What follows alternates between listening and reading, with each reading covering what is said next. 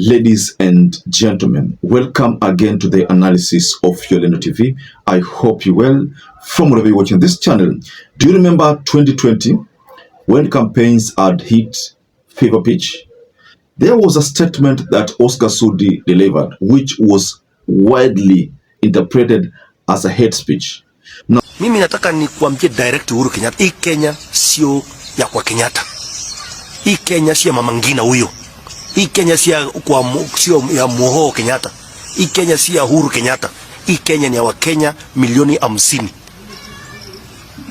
Na kama unafikiria kwenu baba yako ama mama yako ako na matiti kushinda ya matiti ya mama yangu, now Sudi had used very unprintable words against the former First Lady Mama Ngina Kenyatta, and because of that reason Sudi was accused of hate speech. And Honorable Oscar Sudi, Member of Parliament for Kapsaret constituency, were unfortunate and distasteful. We would like Sudi was accused of hate speech, taken to court and released on a cash bail of 500,000. Now in 2022 there's a judge, Nakuru Principal Magistrate Isaac Orenge, delivered a shocking ruling that there was no sufficient evidence to pin Oscar Sudi, and as a result he acquitted Oscar Sudi from these accusations. Now you know what happens? Wanasema mambo ya karma ile, mambo ya karma. Yeah? The magistrate who acquitted Oscar Sudi in that hate speech has been fired by JSC. So call that sweet revenge. If the complainant was the first family, the person who delivered bad words against the first family was later scot-free because hakukuwa na evidence. This is not different from something that people call sweet revenge. I think that is a very sweet revenge on this issue. And finally, kama yeye alihusika kwa collude na Sudi kudeliver ruling ambao watu wengi wamelalamikia, by the way. So many people have complained about that delivery.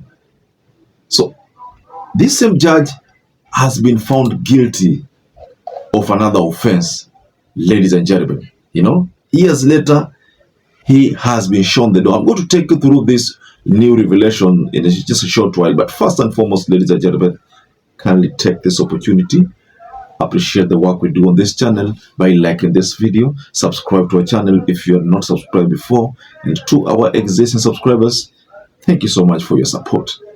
Now, years later, the same principal magistrate has found himself shown the door. Now, what is happening is that the Judicial Service Commission dismissed him from the judiciary after finding him guilty of gross misconduct in a separate matter. I want to take you through this matter that has forced the JSC to dismiss him.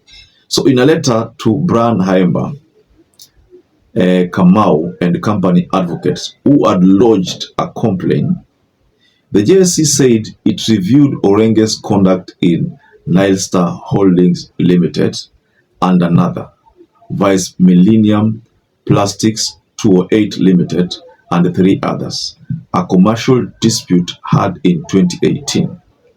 So the commission faulted the judge for issuing ex parte evidence orders on February 23, 2018, which led to the demolition of the premises, only to later discharge the same orders on jurisdictional grounds.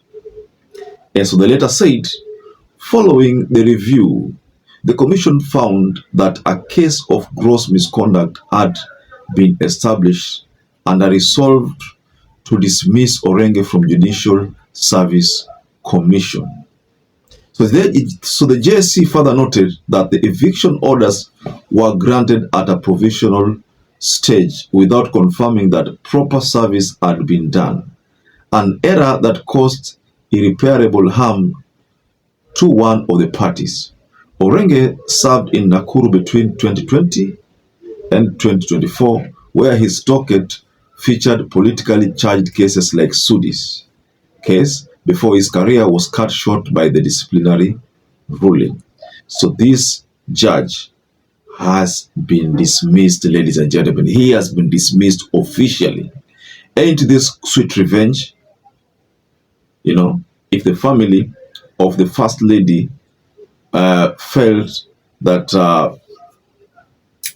the ruling was not fair, then this is one of the best revenge anyone would ever have. So if you go back to that 2020 there, wakati huo Sudi alikuwa kila saa yuko kotini. Sudi anaongea hii, anaongea ile. Sudi yuko kila saa, Sudi yuko kotini.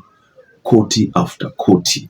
That is what used to happen, ladies and gentlemen. So if you look at back then in the days, ladies and gentlemen, Sudi hakujua kwamba huyu judge one day atakuwa dismissed. See, sometimes when you are top, uko juu kabisa, you think that everything belongs to you, the world belongs to you. So if this judge delivered a ruling ambayo already the JSC after investigating the ruling sana imerealize kwamba huyu alifanya makosa, huyu alideliver ruling against, you know, ruling against one party who ended up feeling the pinch, the losses, you know. So what do you think about this latest development about the magistrate? Do you think this matter was well handled, kwamba amekuwa dismissed? Because we all heard what Sudi used to say back then. The biggest challenge with the politicians ni kwamba they always think that watu ni wajinga. Someone says something, for instance, hii barabara haitajengwa. You know, that is what a politician has said. So we all, you know, get the words as spoken by the politician. Then this same politician baadaye unasikia anasema kwamba I was misquoted. So then unajikuta kwamba hawa watu wanafikiri wa Kenya ni wajinga. By the way, I really salute Gen Zs by these days. Unapata politicians siku hizi hata wanaogopa kuongea vitu zao. I remember wakati serikali ilipoingia, ilikuwa politicians wanaongea anything they want to talk. In fact, they used to talk about things not caring in kama dunia ni yao. Back then, before the emergence of the protests of the Gen Zs, walikuwa ni kama dunia ni yao. They would say anything, they would flaunt money. Wakati wa Kenya wanaumia, hao walikuwa unasikia mtu amenunua gari kubwa. Watu wanaumia, like unasikia mtu akona pesa nyingi, amepiga picha, videos. You see, people like Oscar Sudi, they would go to Harambes, dish out millions. So you ask yourself, huyu mtu mwenye mshahara yake ifiki 1 million, na yeye unaenda kwa Harambee, wiki ametoa 10, wiki nyingine ametoa 10, hiyo wiki in a month ametoa 100 million. Sasa if you look at the salary of this member of parliament, like say for Oscar Sudi, in a year salary yake ni 12 million. In 5 years salary yake ni 60 million. But in a week, in a month, he has delivered almost 100 million. So you ask yourself, kwani huyu anatoa pesa wapi? What's the need of, by the way, him being a member of parliament if he can dish out 100 million, you know, total? Let's say basi, let's be realistic, he dishes out 20 million in a month. You see, 20 million is like 2 years without salary. Hata kama how much would one make to deliver that kind of pesa in charity? So these are some of the things that did not sit well in majority of Kenyans. So ukiona kwamba swala kama hili la judge alideliver ruling kwa sababu yes, amekaa kwa kiti ambao anaona yeye ndio superior, so kimemramba, sasa yeye amekuwa dismissed.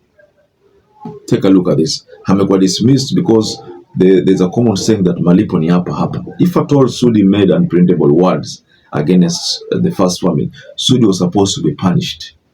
How he punished so that next time akitaka kuongea awe very careful.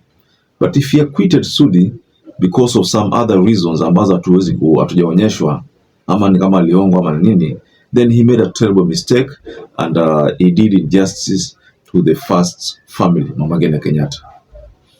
So ladies and gentlemen, allow me to rest my case here, but just go below in the comment section and tell us what you think about this latest development about the magistrate being dismissed. Do you agree with the point kwamba huyu magistrate alifanya makosa. Well, perhaps if you're watching this video and you've not subscribed, take 1 second and subscribe, like this video. Until you catch up again, stay safe and stay blessed. Thank you once again for choosing YOLENO TV as your favorite political channel.